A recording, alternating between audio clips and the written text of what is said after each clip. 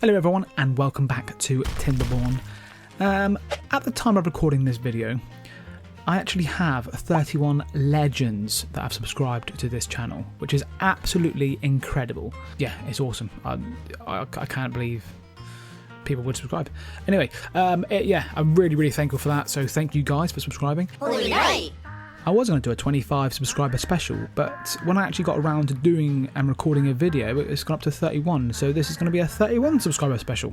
So, hope you enjoy. I've had a serious amount of love in the comment section from all of you that have watched the videos, and I'm, again, very thankful. So, I thought I might utilise the YouTube comment section. Get some help. The YouTube comment section and create a video about them, because a lot of people have actually left pretty decent tips. So I'm going to go through them in this video and maybe test them out.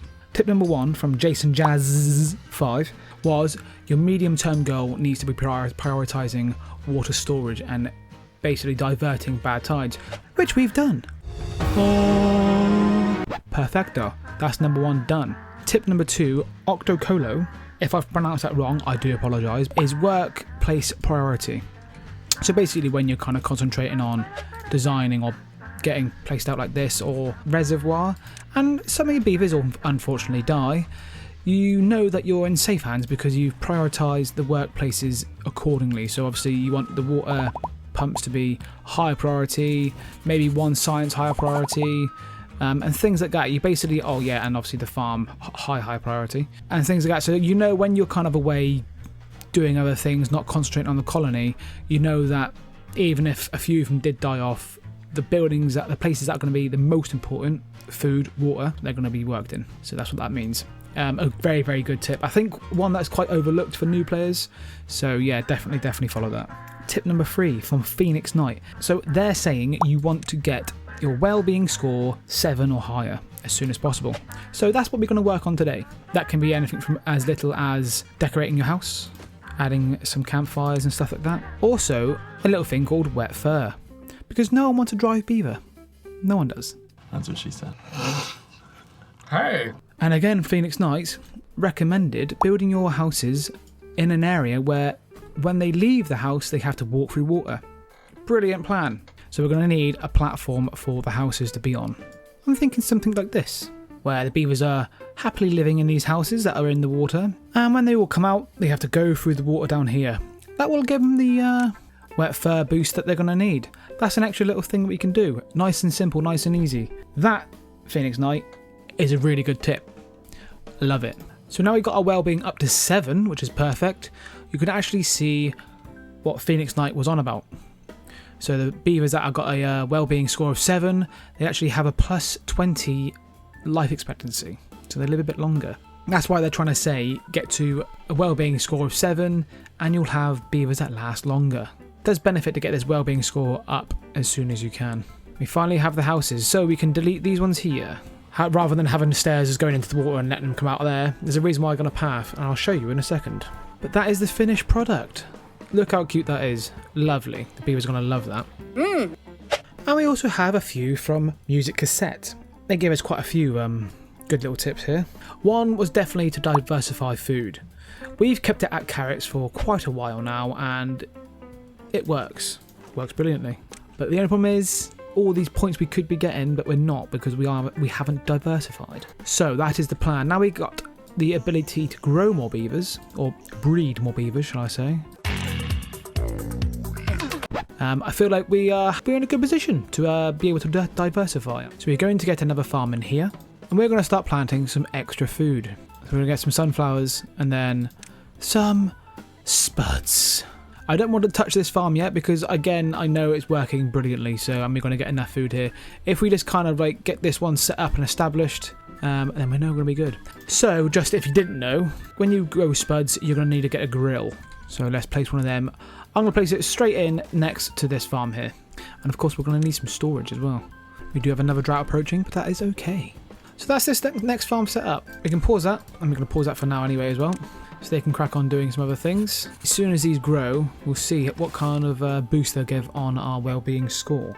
Another tip they mentioned was decoration. These roofs on here, just so as soon as they go in, because they're all going to go past this one here, they're going to get that boost from this roof And again, you know, you can unlock some of these as we go.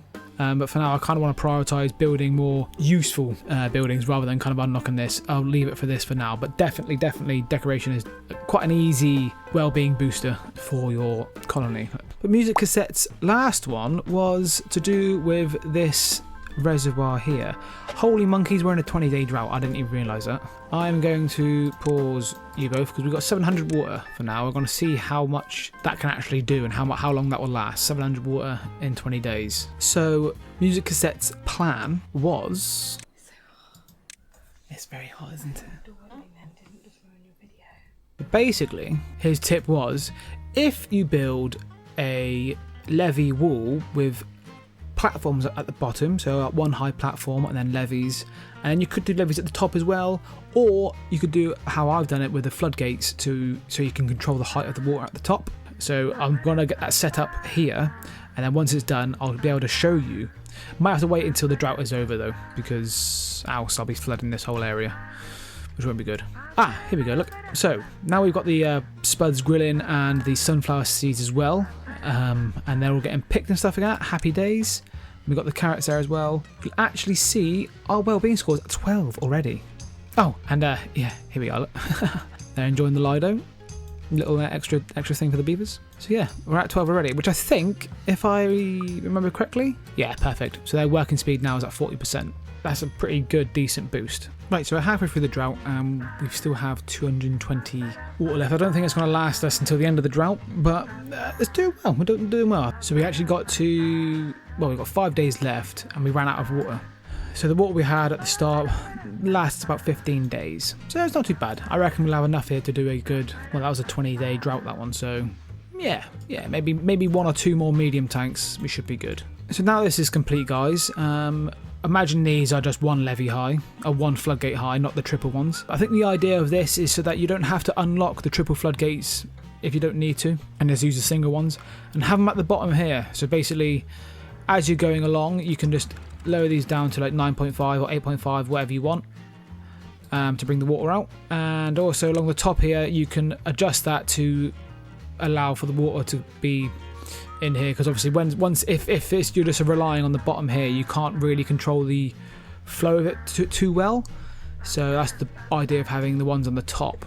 But this method allows you to build a reservoir, 4, 5, 6 blocks high, and you don't actually have to unlock the triple or the double floodgates necessarily. If you didn't want to, you can just save the science points for that to unlock other things. So I actually thought it was a pretty decent tip that they've put on the comment section on the YouTube channel on one of the videos. So yeah, thank you Music Cassette for that one. I really like that one. The drought was actually finally over. The water's going to be slowly filling up this section, thank God, because we actually ran out of water again. And we've got a decent amount of planks, so everything is going well. And we are finally slowly building the power station. I just want to make a couple of mentions as well. God's Bad Karma, thank you again for the comment, awesome comment. And also Chris Toffee, very kind of you, very nice comment. I really appreciate it. And that'll be it, guys, for this video. I hope you've enjoyed it. So don't forget to like and subscribe, and I'll see you in the next one. Ta-ta for now.